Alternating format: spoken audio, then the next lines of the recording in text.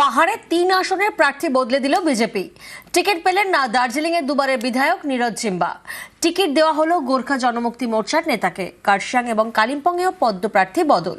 পুরুলিয়ায় কর্মীদের মন জয়ের চেষ্টা। জয়পুর কেন্দ্রে কর্মী নেতা অজিত মাহাতোর ছেলেকে সমর্থন বিজেপির।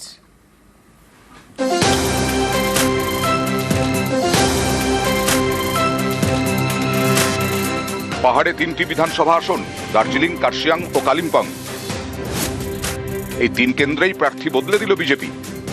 দার্জিলিং এর দুবারের বিধায়ক নীরজ জিম্বা, জিএনএলএফ এর নেতা, এবার তাঁকে টিকিট দেয়নি বিজেপি। দার্জিলিং এ বিজেপির টিকিটে লড়বেন নমন রায়, যিনি গোর্খা জনমুক্তি মোর্চার নেতা।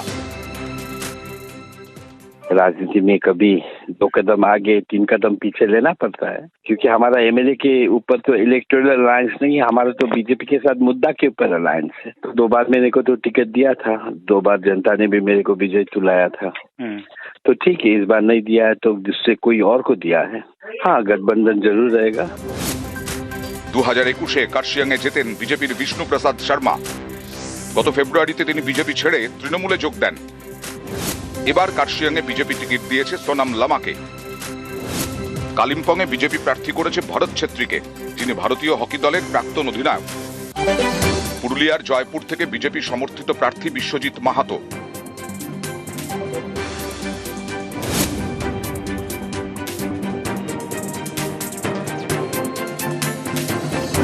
পুরুলিয়ায় প্রায় 23% কর্মী ভোট। এই কর্মীদের মন পেতে তাদের নেতা অজিত মাহাতোর ছেলে বিশ্বজিৎ মাহাতোকে সমর্থন করছে বিজেপি। বিশ্বজিৎ দাঁড়িয়েছেন জয়পুর কেন্দ্র থেকে।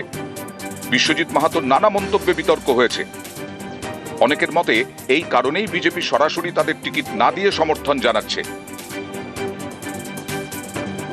আমি মানুষের জন্য কাজ করতে চাই, আমাকে সুযোগ করে দিয়েছে, ওই জন্য বিজেপি পার্টিকে অশেষ ধন্যবাদ।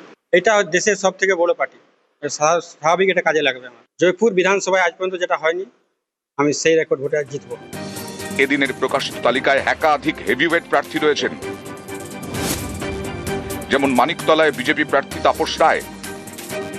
কোনো লড়াই কঠিনও নয়, সহজও নয়, লড়াই।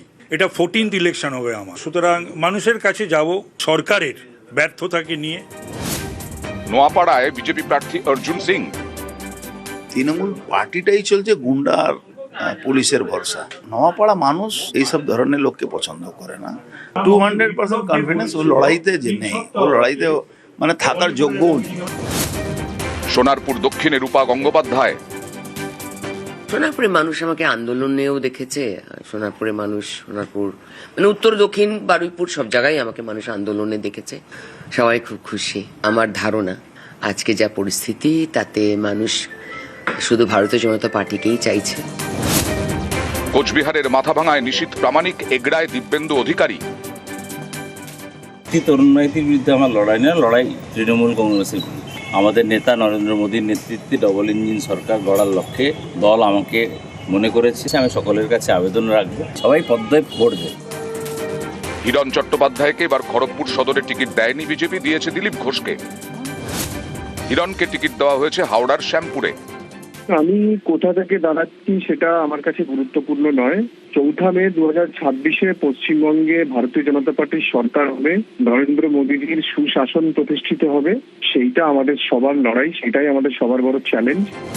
যাদবপুরে বিজেপির প্রার্থী টেলিভিশনের অভিনেতা সর্বরী মুখোপাধ্যায়। নিউজ 18 বাংলা। মালবাজারে বিজেপি অফিসে ভাঙচুর, আগুন। প্রার্থীর নাম ঘোষণা হতেই বিক্ষোভ, আগুন ধরিয়ে দেওয়া হয়। মালবাজারে বিজেপি প্রার্থী শুক্রা মুন্ডার নাম ঘোষণা হতেই শুরু হয় বিক্ষোভ।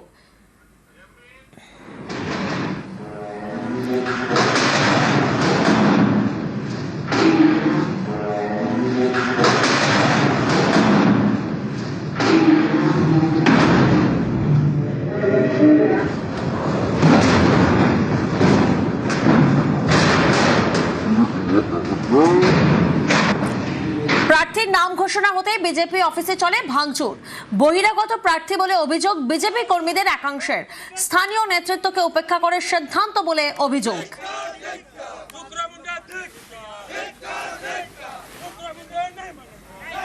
हम लोग का दाबी है कि यहाँ जो अभी कैंडिडेट डिक्लेरेटिव हुआ है उसको चेंज किया जाए और हम लोग का माल विधानसभा का अंतर्गत में जो भी कैंडिडेट होगा उसको समर्थन हम लोग करेंगे। हम लोग का माल विधानसभा का कैंडिडेट नहीं होकर दूसरा विधानसभा का कैंडिडेट आएगा, इसीलिए ये आंदोलन चल रहा है। उसके लेके हम लोग घोर विरोध करता है, राजी नहीं है यहाँ का संगठन। এটা ওদের ব্যাপার, হয়তো ওরা এখন অ্যাকসেপ্ট করতে পারছে না কি একটা নাগারঘাটা থেকে গিয়ে একটা মালবাজারে একটা পার্টির ক্যান্ডিডেট হয়েছে, সেটাও হয়তো কোনো কারণে ওরা অ্যাকসেপ্ট করতে পারছে না। সেটাকে আমি ওদেরকে পক্ষে কোনো রাগ নেই, ওদেরকে আমি দোষও দিব না। আমি ওদের সাথে বসবো, ওদের সাথে কাজ করব।